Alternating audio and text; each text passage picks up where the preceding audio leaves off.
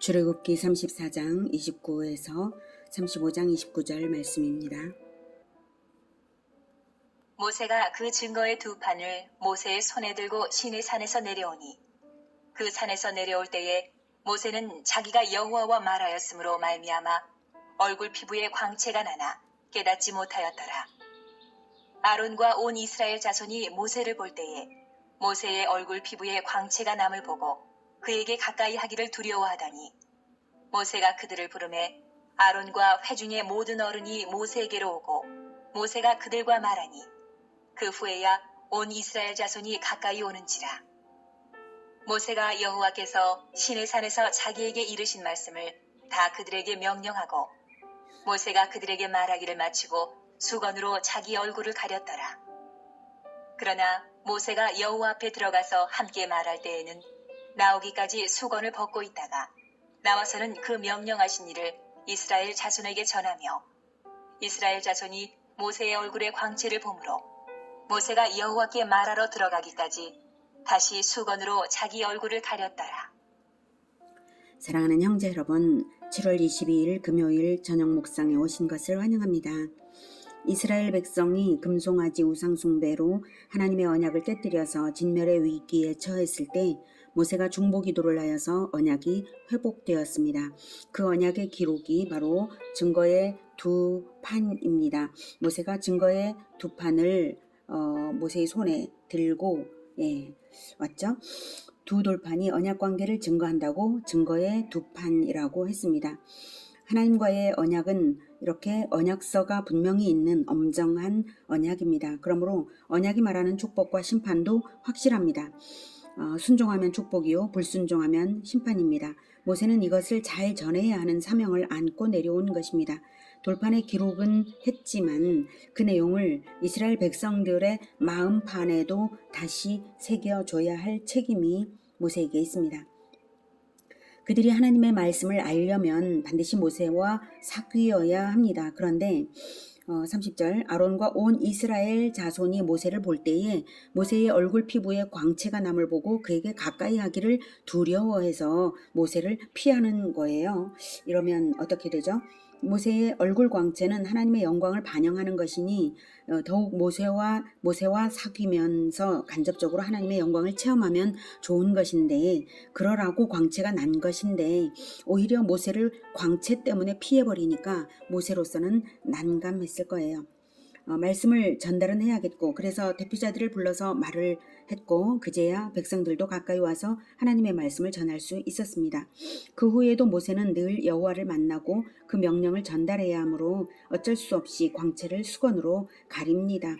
왜냐하면 이스라엘 자손이 35절에 이스라엘 자손이 모세의 얼굴에 광채를 봄으로 즉 여호와의 명령을 전할 때 그 명령자이신 여호와 하나님의 마음에 집중해야 하는데 육안으로 보이는 모세의 광채에 집중하는 현상이 나타난 것이죠. 엉뚱한 것에 집중한 거예요. 그러면 자칫 모세 자체가 우상이 될 위험이 있어서 여호와께 말하러 들어가는 때만 빼고는 모세는 백성과 말할 때뿐만 아니라 늘 자기 얼굴을 가리고 살았던 것입니다. 얼마나 불편했겠습니까? 하지만 자기 얼굴의 광채가 하나님의 영광을 오히려 가리게 될까 조심하는 모세의 태도입니다. 수건을 덮어서라도 절대적으로 중요한 것은 수건을 덮어서라도 만나고 대면하여 사귀어야만 하나님 말씀을 듣게 되는 것이니까 모세는 수건을 덮어서 말씀을 전했습니다. 하나님과 사귀는 것은 성경과 성령과 성령 충만한 성도의 대면 교제로 하나님과 사귀입니다. 여러분이 서로 만날 때에 하나님 말씀으로 사귀시기를 권해드립니다. 제가 여러분들을 대면 교제는 많이 못합니다. 제가 공부가 바쁘고 또 이렇게 아이들을 주로 가르치다 보니까 이제 성도 여러분들은 많이 만나지를 못하는데 그러나 여러분들끼리 서로 만날 때 또는 이렇게 대면은 안 하지만 육성으로 유튜브로 새벽 묵상과 저녁 묵상을 통해서 성경과 성령의 교제가 있기를 권해드립니다.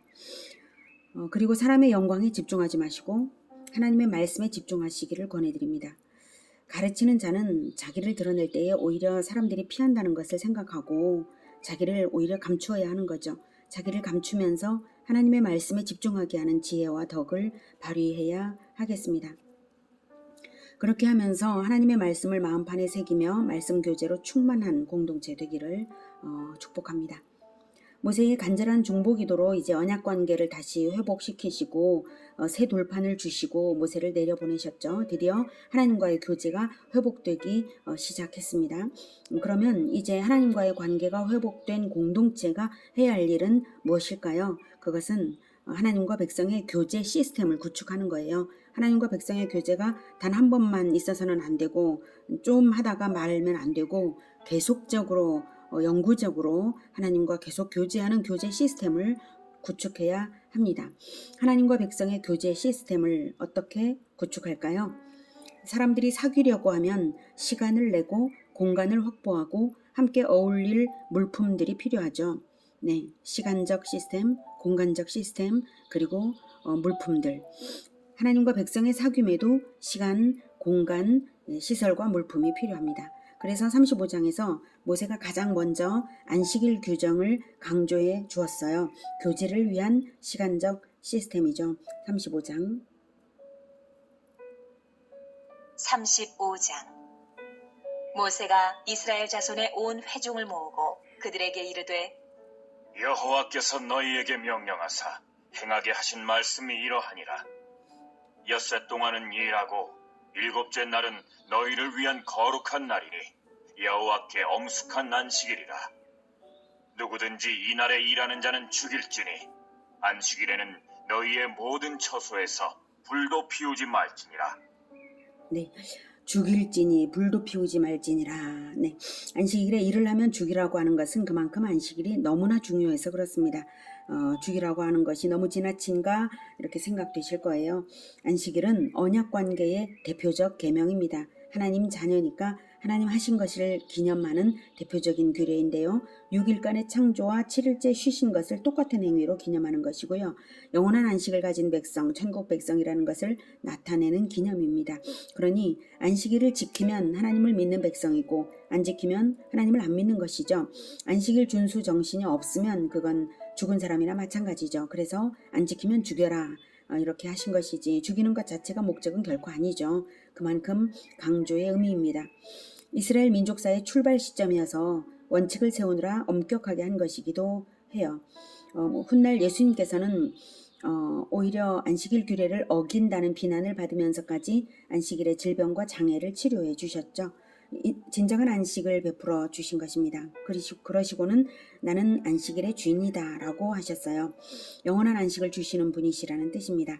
안식을 지키시는 것만 안식을 지키는 것은 하나님만이 우리의 주인이시라는 것을 나타내는 가장 기초적인 실천입니다. 안식일을 지키지 않으면 하나님과 사귀는 것이 아니죠. 하나님과 관계없이 사는 것이죠. 그건. 그래서 강력하게 각인시켰습니다.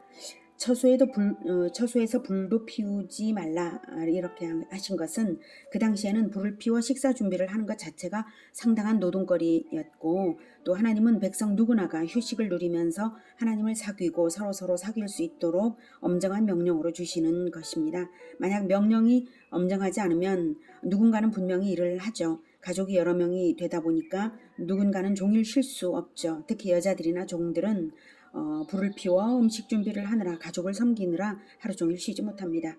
그래서 안식일 규례를 이렇게 불도 피우지 말라 모두가 쉬게 하라 이렇게 하신 것입니다. 안식일 규례를 엄하게 선포한 후 모세는 성막을 만들자고 재료 목록을 발표합니다. 시간적 시스템 확보했으니까 이제 공간적 시스템 만드는 것이죠. 4절부터 모세가 이스라엘 자손의 온 회중에게 말하여 이르되 여호와께서 명령하신 일이 이러하니라. 이르시기를 너희의 소유 중에서 너희는 여호와께 드릴 것을 택하되 마음에 원하는 자는 누구든지 그것을 가져다가 여호와께 드릴지니 곧 금과 은과 놋과 청색, 자색, 홍색 실과 가는 배실과 염소털과 붉은 물들인 수디양의 가죽과 해달의 가죽과 조각목과 등유와 및 관유에 드는 향품과 분향할 향을 만드는 향품과 호마노며 에봇과 흉패에 물릴 보석이니라. 네, 소유 중에서 내고 또 마음에 원하는 자는 내라고 했습니다. 없는 것을 요구하지 않으시고요. 백성이 가진 것 안에서 내라는 것이죠. 그리고 마음으로 자원해서 드리는 것이지 강제는 아니라는 것입니다. 하나님은 강제로 빼앗는 분이 아니십니다. 하나님은 자유의지로 드리는 것을 받기 원하셔요. 그래서 자유의지를 처음부터 주셨습니다. 재료 목록을 발표한 후 이제 만들어야 할 기구 목록을 발표합니다. 10절부터 무릇 너희 중 마음이 지혜로운 자는 와서 여호와께 명령하신 것을 다 만들지니 곧 성막과 천막과 그 덮개와 그 갈고리와 그 널판과 그 띠와 그 기둥과 그 받침과 증거궤와 그 채와 속죄소와 그 가리는 휘장과 상과 그 채와 그 모든 기구와 진설병과 불 켜는 등잔대와 그 기구와 그 등잔과 등유와 분향단과 그 채와 관유와 분향할 향품과 성막문의 휘장과 번제단과 그 놋그물과 그 채와 그 모든 기구와 물두멍과 그 받침과 뜰의 포장과 그 기둥과 그 받침과 뜰문의 휘장과 장막 말뚝과 뜰의 말뚝과 그 줄과 성소에서 섬기기 위하여 정교하게 만든 옷, 곧 제사직분을 행할 때에 입는 제사장 아론의 거룩한 옷과 그의 아들들의 옷이니라. 네, 마음이 지혜로운 자는 와서 10절에 마음이 지혜로운 자는 와서 이것을 만들어라 하죠. 창의성이 있는 자, 재능이 있는 자를 말합니다. 그런 자들은 자원해서 성막 기구를 만드는 일에 나아오라는 것이죠. 이렇게 발표를 하니까 이제 발표를 들은 백성들이 반응해서 응답을 해야 할 차례입니다. 하나님께서 언약을 회복하셨고 금송아지 우상 숭배를 했던 백성들이 이제는 돌이켰고 모세가 회막에서 하나님과 교제하는 것을 지켜보면서 겸손해졌고 이제 모세를 통해 하나님의 뜻을 전해드리며 점차 교제가 회복된 백성들은 마음에 감동이 일어났을 텐데요. 어느 정도 되었을까요? 20절부터 그들이 가져오는 것을 보면 어느 정도 감동이 되었는지 알 수가 있겠죠. 20절부터 이스라엘 자손의 온 회중이 모세 앞에서 물러갔더니 마음이 감동된 모든 자와 자원하는 모든 자가 와서 회막을 짓기 위하여 그 속에서 쓸 모든 것을 위하여 거룩한 옷을 위하여 예물을 가져다가 여호와께 드렸으니 곧 마음에 원하는 남녀가 와서 팔찌와 귀걸이와 가락지와 목걸이와 여러 가지 금품을 가져다가 사람마다 여호와께 금예물을 드렸으며 무릇 청색, 자색, 홍색 실과 가는 배실과 염소 털과 붉은 물들인 수량의 가죽과 해달의 가죽이 있는 자도 가져왔으며 은과 노스로 예물을 삼는 모든 자가 가져다가 여호와께 드렸으며 섬기는 일에 소용되는 조각목이 있는 모든 자는 가져왔으며 마음이 슬기로운 모든 여인은 손수 실을 빼고 그 뺀 청색, 자색, 홍색 실과 가는 배실을 가져왔으며 마음의 감동을 받아 슬기로운 모든 여인은 염소털로 실을 뽑았으며 모든 족장은 호마노와 및 에봇과 흉패에 물릴 보석을 가져왔으며 등불과 관유와 분향할 향에 소용되는 기름과 향품을 가져왔으니 마음에 자원하는 남녀는 누구나 여호와께서 모세의 손을 빌어 명령하신 모든 것을 만들기 위하여 물품을 드렸으니 이것이 이스라엘 자손이 여호와께 자원하여 드린 예물이니라. 네, 21절부터 보면 마음이 감동된 모든 자가 와서 자원하는 모든 자가 와서 22절에 마음에 원하는 남녀가 와서 24절에 모든 자가 예물을 삼는 모든 자가 가져다가 그리고 모든 자는 가져왔으며 그리고 25절에 마음이 슬기로운 모든 여인은 손수시를 빼고 26절에 마음의 감동을 받아 슬기로운 모든 여인은 27절에 모든 족장은 29절에 마음에 자원하는 남녀는 누구나 자원하여서 이렇게 모세는 필요한 재료와 만들어야 할 목록을 발표만 했을 뿐인데 백성들은 감동과 자원함으로 모든 것을 드리고 만들었습니다. 하나님은 백성들이 자원하는 마음을 아주 기뻐하셨습니다. 무엇으로 하나님의 기쁨을 알 수 있냐면 성경이 백성들의 자원함을 여러 번 반복하여서 쓰고 있다는 사실이죠. 예, 굉장히 자원하는 마음을 강조하고 계십니다. 하나님이 얼마나 기쁘셨는지 백성들이 이렇게 하나님을 위해서 자원해서 드렸다고 아주 자랑을 하고 계신 거예요. 이렇게 많은 물품들을 이렇게 남녀를 망라하고 모든 사람들이 자원했다고, 이렇게 다양한 물품들이 드려졌다고, 이렇게 직접 수고하여 만들었다고 하나님이 아주 많이 자랑하시는 것이 느껴지시지 않습니까? 하나님은 자원하여 드리는 것을 너무나 기쁘게 받으십니다. 사실 자원하는 마음이 아니라면 진정한 교제라고 하기는 어렵죠. 사랑이라는 것이 상대방에 대해 자원하는 마음이 많아지는 것 아닙니까? 자원하는 마음이 넘쳐나서 하나님을 뜨겁게 사랑해드리고 또 하나님의 사랑으로 충만해서 감출 수 없는 영광이 나타나는, 우리의 삶을 통해서 감출 수 없는 하나님의 영광이 나타나는 그러한 우리 모두가 되기를 기원합니다. 기도하겠습니다. 하나님께서 우리를 사랑하여 주신 것이, 자원하여서 사랑하여 주신 것이, 그 사랑이 너무나 놀라워서 우리가 도무지 다 갚을 수 없는 은혜를 받았기 때문에 우리가 하나님을 사랑합니다. 그리고 늘 자원하여서 나를 드리겠습니다. 날마다 시간을 드리고 자원하여서 될 수 있는 한 많은 것, 좋은 것을 하나님을 위하여 드리고 하나님의 영광을 우리의 삶으로 나타내도록 열심으로 내 인생을 드리겠습니다. 하나님, 우리의 마음을 받아주시고 우리에게 성령으로 충만하게 하여 주셔서 지혜를 충만하게 부어주셔서 늘 하나님께 영광이 되는 일들만 할 수 있도록 도와주시옵소서. 예수님의 이름으로 기도드립니다. 아멘. 이어지는 시간은 개인 기도 시간입니다.